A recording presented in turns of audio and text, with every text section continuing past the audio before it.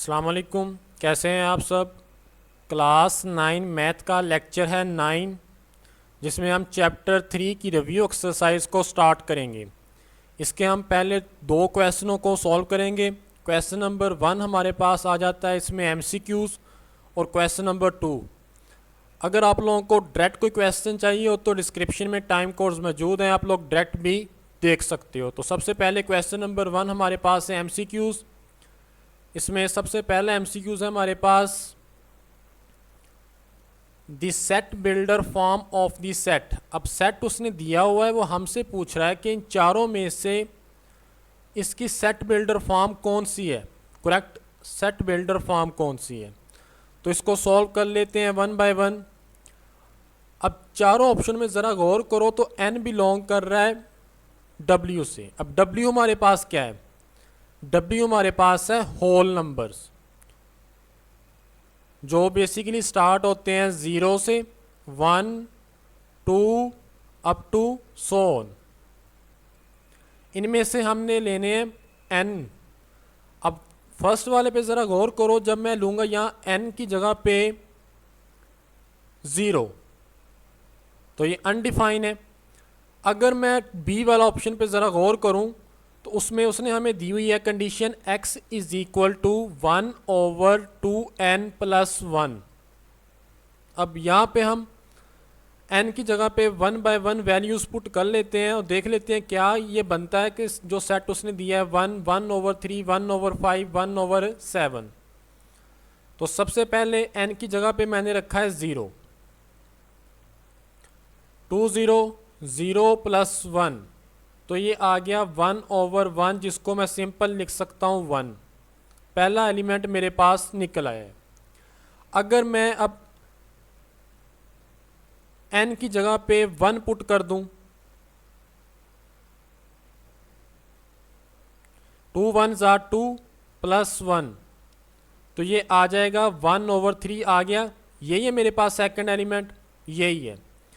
इसी तरह next n की जगह पे 2 पुट कर लेते हैं,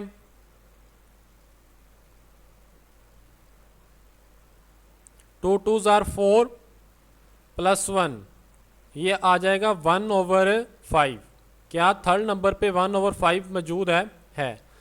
तो जो बी वाला ऑप्शन है यही इसका राइट आंसर होगा। समझ आइए, हमने इसकी सेट बिल्डर फॉर्म बतानी थी, ये बी वाला इसका करेक्ट आंसर है। समझ आइए, नेक्स्ट चलते हैं। सेकंड एमसीक्यूज है जिसमें उसने ए हमें खाली सेट दिया है, एम्प्टी सेट, और वो पूछ रहा है कि इसका आप लोगों ने पावर सेट लिखना है।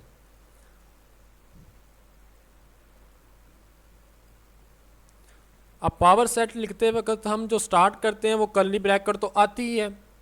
अब इसमें है एम्प्टी सेट, खाली सेट, तो सिंपल एम्प्टी सेट ही आ जाएगा, और बाद में कर्ली ब्रैकेट से इसको बंद भी कर देना है। अब ये देखो कि इन चारों में से सी वाला हमारे पास क्या होगा, राइट ऑप्शन होगा इसका। समझ आइए, नेक्स्ट चलते हैं एमसीक्यूज नंबर 3 पे। इसमें हमें ना उसने यूनिवर्सल सेट दिया है, ए दिया है और बी दिया है। आगे ना उसने हमें दे दिया है, क्वेश्चन को सॉल्व कर लेते हैं।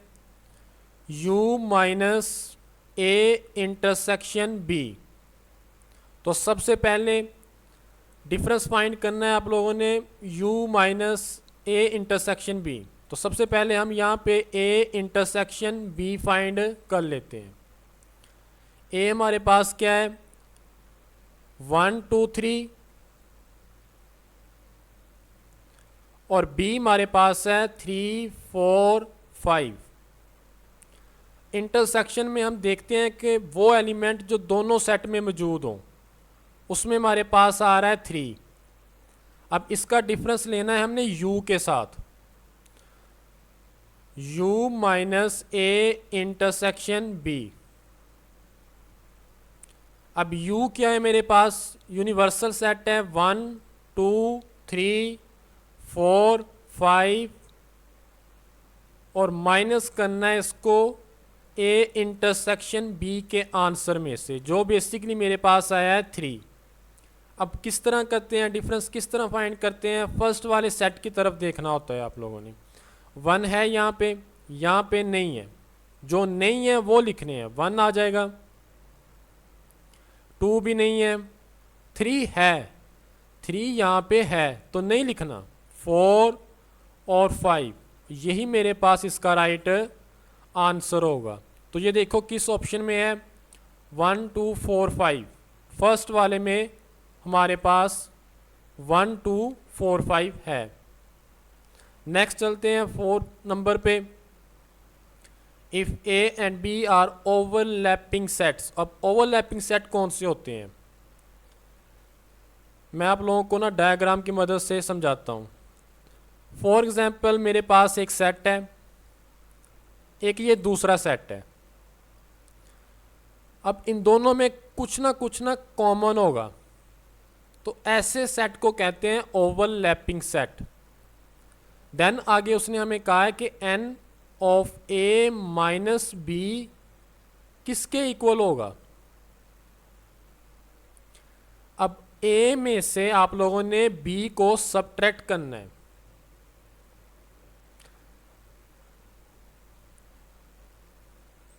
ये मैंने दो सेट लिए हैं। फॉर एग्जाम्पल मैं नाम रख देता हूँ, ये सेट A है मेरे पास और ये सेट B है। इसमें एलिमेंट है A B C, C set B में भी है और D और E। अब हमने n of A minus B find करना है। इसका मतलब है कि हमने B को सबट्रैक्ट करना है A में से। तो जब सबट्रैक्ट करेंगे तो ये टोटल पोर्शन, ये सारा का सारा, ये जो इसमें कॉमन भी आ रहे हैं, इसमें कॉमन C आ रहा है ना, तो ये भी इसमें से निकल जाएगा। मीन्स के A में से हमने A इंटरसेक्शन B वाला पोर्शन सारा का सारा निकाल देना है। समझ आइए। तो बाकी जो बचेगा वो ये वाला पोर्शन बचेगा, लेफ्ट साइड वाला। समझ आइए। तो इसका राइट ऑप्शन मेरे पास होगा डी वाला, n of A minus n of A intersection B। Next चलते हैं, 5th नंबर पे हमारे पास है A subset of B and B minus A। Then अब उसने आगे बता दिया है कि ये not is equal to empty set है, तो ये खाली सेट के इक्वल नहीं होगा। मीन्स के B बड़ा होगा, कुछ ना कुछ बचेगा लाजमी उसमें।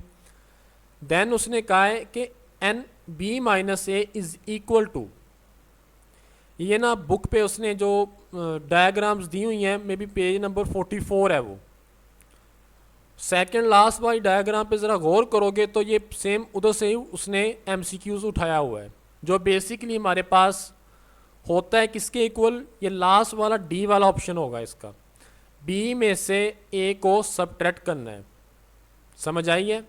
n of B minus n of A। Next MCQs है हमारे पास।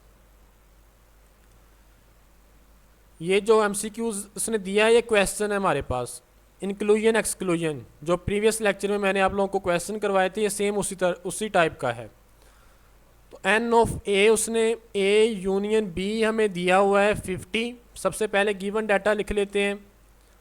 n ऑफ A हमारे पास है 30, n ऑफ B मेरे पास है 35। हमने फाइंड करना है n of A intersection B। इसमें हम इंक्लूजन एक्सक्लूजन फार्मूला इस्तेमाल करेंगे। अब इंक्लूजन एक्सक्लूजन फार्मूला कौन सा होता है वो देख लो। n of A union B is equal to n of A plus n of B minus n of A intersection B। अब इसमें वैल्यूज पुट कर लेते हैं 1 बाय 1। n ऑफ A मेरे पास है 30, n ऑफ B है 35 और टोटल कितने थे 50। ये हमने फाइंड करना है, तो इसको वैसे ही आप लोगों ने रहने देना है। इन दोनों को ऐड करोगे तो ये मेरे पास आ जाएगा 65। ये प्लस का 65 है, इस तरफ आके ये माइनस का हो जाएगा।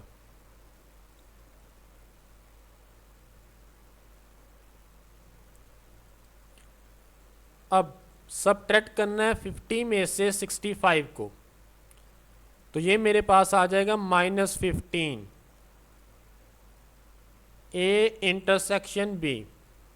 तो यहाँ से माइनस माइनस के साथ कट जाएगा और जो मेरे पास आंसर आ जाएगा वो आ जाएगा 15। मीन्स के सेकंड वाला ऑप्शन इसका राइट ऑप्शन होगा, ये 15। समझ आइए। नेक्स्ट चलते हैं, उसमें उसने हमें दिया हुआ है इफ़ ए 1 2 3 4 और बी हमारे पास है x y z, then Cartesian product में इसमें पूछ रहा है कि बेसिकली कितने एलिमेंट्स आएंगे। जब हम फाइंड करेंगे ना a क्रॉस b, उसमें कितने एलिमेंट आएंगे, तो सिंपल a में देखो कितने एलिमेंट है हमारे पास 4 और b में कितने हैं 3, 4 3 आर 12। तो इसका राइट ऑप्शन मेरे पास होगा बी वाला 12। समझ आइए। इसके बाद नेक्स्ट है, उसने हमें f ऑफ x दिया है, फंक्शन दिया है। f ऑफ x किसके इक्वल है, x square minus 3x plus 2। वो हमसे पूछ रहा है कि f इंटू ए प्लस 1 इसकी वैल्यू फाइंड करनी है हमने, और x की जगह पे हमने सिंपल a प्लस 1 पुट करके इसको सिंप्लीफाई कर लेना है। फंक्शन में जहाँ पे आप लोगों को x नज़र आ रहा है वहाँ पे आप लोगों ने a प्लस 1 पुट कर देना है। f इंटू ए प्लस 1, एक्स की जगह पे a प्लस 1 का होल का स्क्वायर आ जाएगा, -3 इंटू ए प्लस 1 प्लस 2। ये मेरे पास फार्मूला ओपन हो जाएगा, a plus B whole square, A square plus B square, तो 1 का स्क्वायर 1 ही होता है, प्लस 2ab। -3 को अंदर मल्टीप्लाई करने हैं तो साइन भी चेंज हो जाएगा, प्लस माइनस माइनस।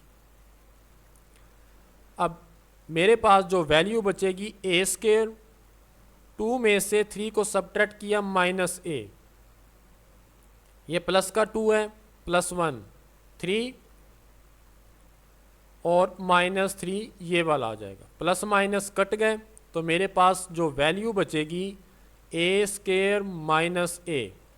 अब देखो कि ऑप्शंस में ये है मेरे पास है, लास्ट वाला डी पे ज़रा गौर करो, तो ए स्क्वायर माइनस ए मेरे पास मौजूद है, तो ये इसका राइट ऑप्शन होगा। नेक्स्ट चलते हैं, उसने इसमें भी हमें f ऑफ x 2 फंक्शन दिए हैं, वो पूछ रहा है कि x की वैल्यू क्या होगी।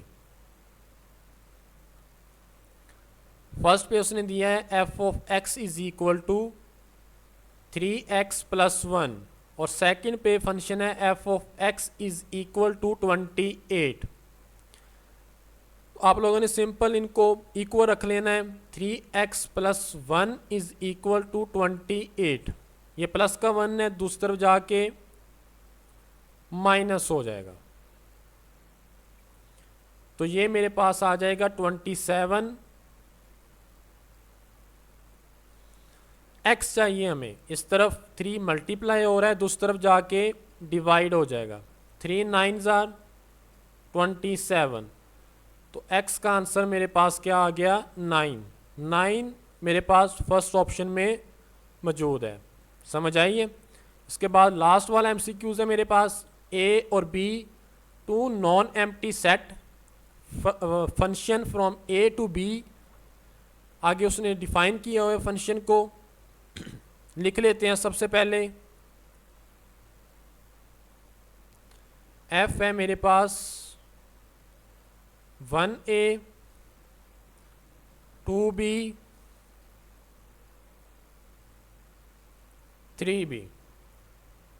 ये जो फर्स्ट एलिमेंट है ये हमारे पास होती है डोमेन, जो सेकंड एलिमेंट है ये हमारे पास होती है रेंज या को डोमेन। तो मैपिंग कर लेते हैं इनकी। ये मेरे पास फॉर एग्जांपल सेट ए है और ये मेरे पास सेट बी। ए में मेरे पास फर्स्ट एलिमेंट आएंगे 1 2 3, बी में आएगा ए और बी। अब 1 का उसने पेयर किया है ए के साथ तो इसकी मैपिंग कर देते हैं। 2 का बी के साथ है, फिर 3 का भी बी के साथ है। अब ज़रा गौर करो तो बी में कोई एक एलिमेंट भी नहीं बचा हुआ जिस पे मैपिंग ना हुई हो, तो ये हमारे पास होता है सरजेक्टिव फंक्शन या ऑन टू फंक्शन। तो इसका हमारे पास राइट ऑप्शन होगा बी वाला। Second, F is surjective function. समझ आइए। नेक्स्ट चलते हैं क्वेश्चन नंबर 2। उसमें उसने हमें पूछ रहा है वो कि इसमें हमने बताना है इसको कि टेबुलर फॉर्म में। अब टेबुलर फॉर्म में होता क्या है, टेबुलर फॉर्म में हम कर्ली ब्रैकेट का इस्तेमाल करते हैं और उसके अंदर एलिमेंट्स को लिखते हैं। ये उसने जो बेसिकली दिए हुए हैं ये सेट बिल्डर फॉर्म है। समझ आइए। तो हम सॉल्व करके लिखेंगे। तो सबसे पहला क्वेश्चन है x such that x is equal to 2n, n belongs to n। अब n क्या है हमारे पास, नेचुरल नंबर्स जो स्टार्ट होता है 1 2 3 up to so on. x is equal to 2n। जब n की जगह पे आप लोगों ने 1 पुट करना है तो आंसर क्या आ जाएगा 2। जब n की जगह पे 2 पुट करोगे तो आंसर आ जाएगा 4। जब 3 पुट करोगे तो 6, 4 पुट करोगे तो 8 आ जाएगा। इसी तरह है ना, x is equal to 2n है, n की जगह पे मैंने फॉर एग्जांपल के 4 पुट कर दिए तो क्या आएगा 8। समझ आइए। तो ये सारा रफ था।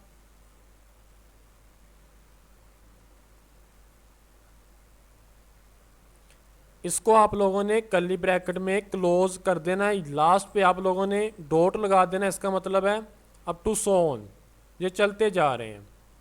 यही मेरे पास इसका राइट आंसर होगा। नेक्स्ट पार्ट है क्वेश्चन नंबर 2 का, x such that x is equal to 2m plus 1, m belongs to n। Same उसी तरह है, x दिया है उसने 2m प्लस 1। अब n क्या है हमारे पास, नेचुरल नंबर जो स्टार्ट होते हैं 1 2 3 up to so on. m की जगह पे आप लोगों ने सबसे पहले 1 पुट किया, 2 1 2 प्लस 1 3 आ गया। इस तरह जब m की जगह पे आप लोगों ने 2 पुट किया, 2 2 4 प्लस 1, तो ये मेरे पास 5 आ गया। m की जगह पे जब आप लोगों ने 3 पुट किया, 6 प्लस 1 7 आ गया। अब वैसे भी ज़रा गौर करो तो 3 5 7 2 2 का डिफरेंस आ रहा है। नेक्स्ट 9 आएगा, 11 आएगा। 4 पुट किया, 8 प्लस 1 9। अब इनको आप लोगों ने टेबुलर फॉर्म में लिख देना है, 3 5 7 9 को। मैं जो रफ था इसको मैं रेज कर देता हूँ, इसको टेबुलर फॉर्म में लिख देते हैं 3 5 7 और 9 को।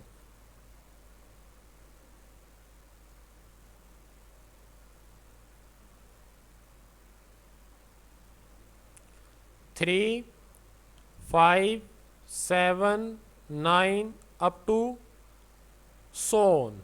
समझ आइए। नेक्स्ट है x such that x is equal to 11n। x उसने दे दिया है कि 11n के इक्वल है।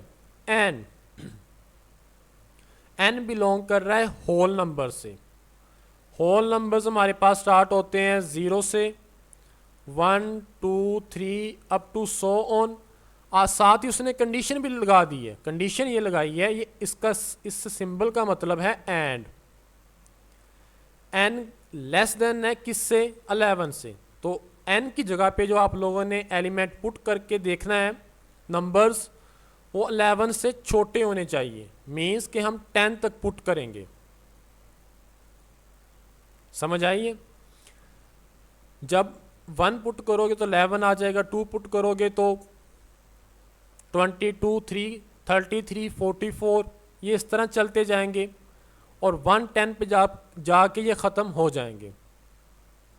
समझ आइए, जब मैं यहाँ पे n की जगह पे 10 पुट करूँगा, समझ आइए, तो ये 110 पे एंड हो जाएगा। क्यों होगा? क्योंकि उसने 7 कंडीशन दे दी है। तो इसको हम टेबुलर फॉर्म में लिख लेते हैं। मैं रफ अमल पहले रेज कर देता हूँ सारा।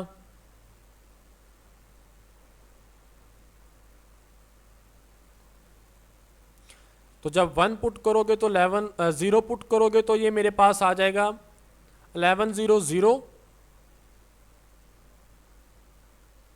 1 पुट करोगे तो 11, 2 पुट करोगे तो 22, 33 अप टू सो ऑन। कहाँ तक जाना है? 110 तक।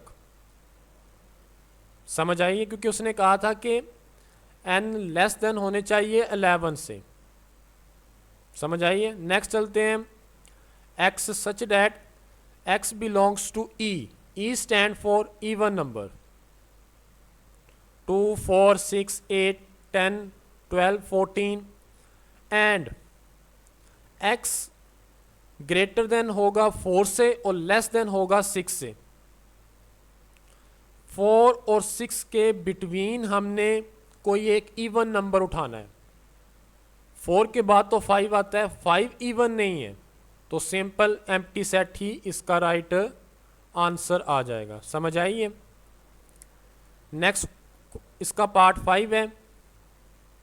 इसका क्वेश्चन थोड़ा सा आप लोगों ने ठीक कर लेना है। यहाँ पे ये इज इक्वल टू का सिंबल भी आना है।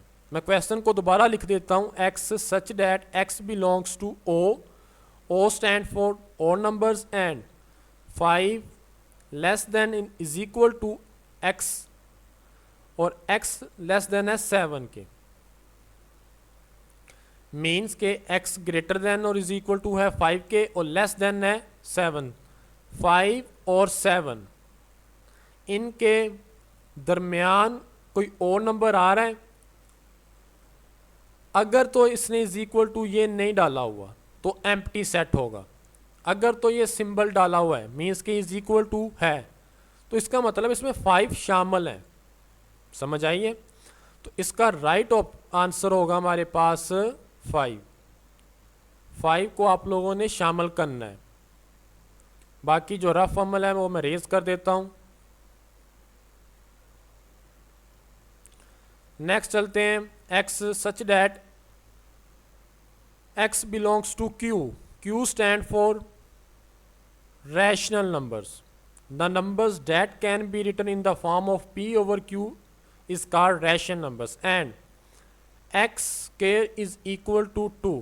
जब मैं इसको सिंप्लीफाई करूंगा, स्केयर को ख़त्म करने के लिए स्केयर रूल लेते हैं, तो ये मेरे पास x is equal to 2 square root आ जाएगा। वो कह रहा है कि ये बिलोंग कर रहा है रैशनल से। अब क्या ये मेरे पास रैशनल है? नहीं है, ये इरैशनल है। अगर स्केयर रूट के अंदर मेरे पास परफेक्ट स्केयर वाले नंबर्स हों, जिस तरह 4 हो गया, 16 हो गया, 25 हो गया, 36 हो गया, तब ये मेरे पास रैशनल था, क्योंकि जिसके नीचे कुछ ना हो 1 होता है। समझ आइए, तो इसका आंसर भी हमने लिख देना है empty set.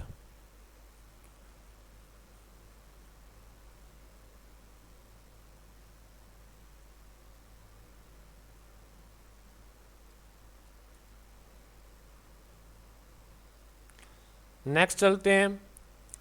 x such that x belongs to q and x is equal to -x। क्या ऐसा पॉसिबल है? वो बेसिकली पूछ रहा है, और वो रैशनल भी हो। q क्या है? रैशनल। फॉर एग्जांपल मैंने यहाँ पे ले ली है 8 ले लो, -8, 5, -5। क्या ये दोनों इक्वल हैं? नहीं है इक्वल, फिर सोचो कि ऐसा कौन सा डिजिट है जो प्लस माइनस में हो लेकिन वो इक्वल हो। अगर मैं यहाँ पे लिखूँ 0 -0, अब 0 0 ही रहता है, उसके साथ साइन से कोई फर्क नहीं पड़ता, तो सिंपल इसका आंसर आ जाएगा 0। इसमें आप लोगों ने एम्प्टी सेट नहीं लिखना, 0 और एम्प्टी सेट में डिफरेंस है, ये मेरे पास इसका राइट आंसर होगा। लास्ट वाला है, इसको देख लो, बाकी मैं सारा रफ नंबर रेज कर देता हूँ। x such that x belongs to R, R stand for real numbers, जो बेसिकली हमारे पास होते हैं union of rational and irrational. Q prime stand for irrational. वो कह रहा है कि अगर x does not belong to irrational, इससे बिलोंग नहीं करता, तो किससे करेगा? Q से करेगा, सिंपल। तो इसका आंसर क्या होगा? Q। Okay, take care.